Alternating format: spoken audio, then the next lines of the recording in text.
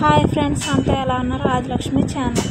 ఈరోజు మా ఇంట్లో గుడ్డు పీతలు అంటే తెలుసు కదా, మండ పీతలు అని. మండ పీతలు 250 రూపాయల పీతలు మా మావితో తెప్పించుకున్న 6 పీతలు వచ్చాయి. దాన్ని ఇప్పుడు చూపిస్తున్నాను. కదులుతున్నాయి కూడా, ప్రాణంతో ఉన్న పీతలు.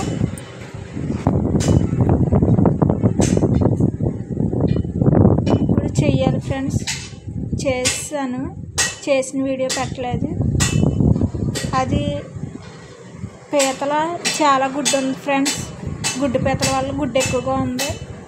నూనె పెట్టుకుని ఆయిల్ కాగిన తర్వాత ఉల్లిపాయలు, పచ్చిమిరపకాయలు, కరివేపాకు వేసాను. అది బాగా మగ్గబెట్టుకోవాలి.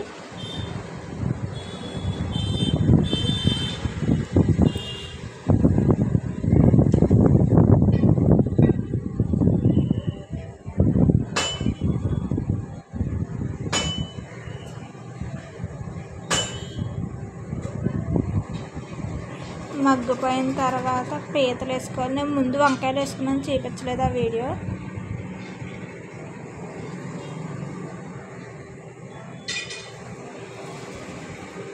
కలుపుకోవాలి, కాసేపు మగ్గనివ్వాలి.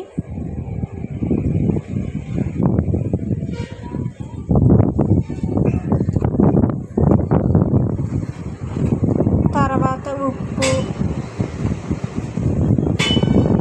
సరిపడంత కారం,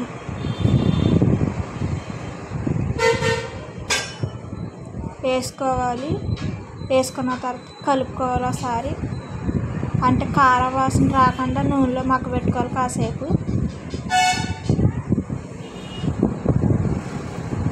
మగ్గబెట్టిన తర్వాత చింతపండులో నేను అలాగా, అది గుడ్డు ఉంటుంది కదా, గుడ్డు పీతల్లో గుడ్డు నేను అలాగ పిసికేసేస్తాను నాకు వచ్చినట్టు. చాలా బాగుంటుంది ఫ్రెండ్స్ ఇలాగా కలిపేసేస్తే. మా అమ్మ వాళ్ళు కూడా అలాగే వేస్తారు, అందుకే నేను అలాగే వేస్తున్నాను. కూరలో వేసేసుకోవాలి పులుసు, చింతపండు పులుసు. సరిపోయినంత చింతపండు రసం పిండుకొని వేసుకోవాలి.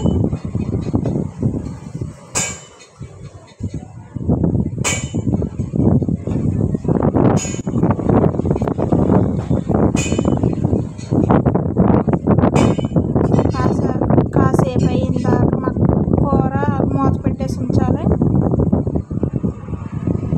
సగం అవ్వింది కూర.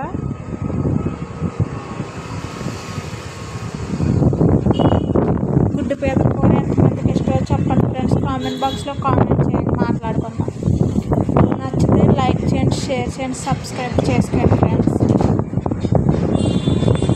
మీరు ఎలా వండుకుంటారో నాకు చెప్పండి, కామెంట్ బాక్స్లో కామెంట్ చేయండి. మేము మాత్రం ఎలా వండుకుంటాం, మీరు ఎలా వండుకుంటారో నాకు తెలియదు కదా.